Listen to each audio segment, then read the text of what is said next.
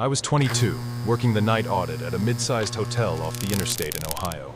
It was 90% boredom, 10% fighting to stay awake. It was a Tuesday in November, dead of winter, and the hotel was nearly empty. Around 2:30 a.m., a man walked in. The automatic doors slid open, letting in a gust of freezing air. He was tall, wearing a heavy trench coat that looked soaking wet, even though it wasn't raining. He had no luggage. He walked up to the desk, stared at me with intense bloodshot eyes, and asked for room 214, specifically facing the backwoods. I gave him the keycard. He paid in cash and went to the elevator without another word. Something about him was fundamentally wrong. Just a gut feeling you can't explain at 2 a.m. He stayed in the hallway too long. There was no sound from his room. About an hour later, 3:30 a.m., the front desk phone rang. Caller ID, room 214. I picked up. I heard only slow, wet, raspy breathing. I asked, "Hello?" Then a whisper said, "They are too loud." I asked, "Sir, who is too loud?" He whispered, "The people next door. Room 216. Make them stop scratching." Hello? I checked the system. Room 216 was completely empty. I told him the floor was vacant. He just repeated, "Make them stop," and hung up. I had to investigate.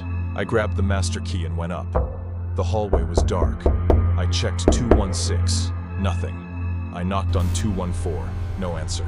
But then, I heard it from inside 214. Heavy furniture being dragged across the floor. A solid thud. Then a frantic scraping sound started.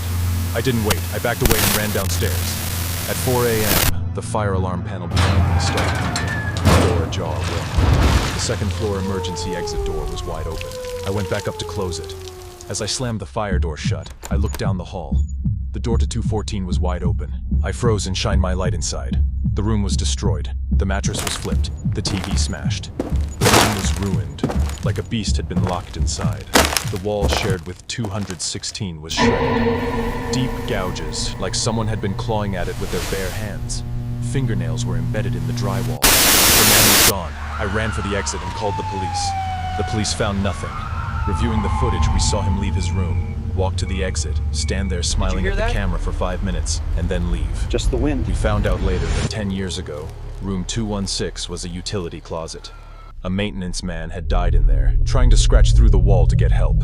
I don't know if the man in the trench coat knew that history, or if he was just crazy. He wasn't coming for me. He was coming for the wall.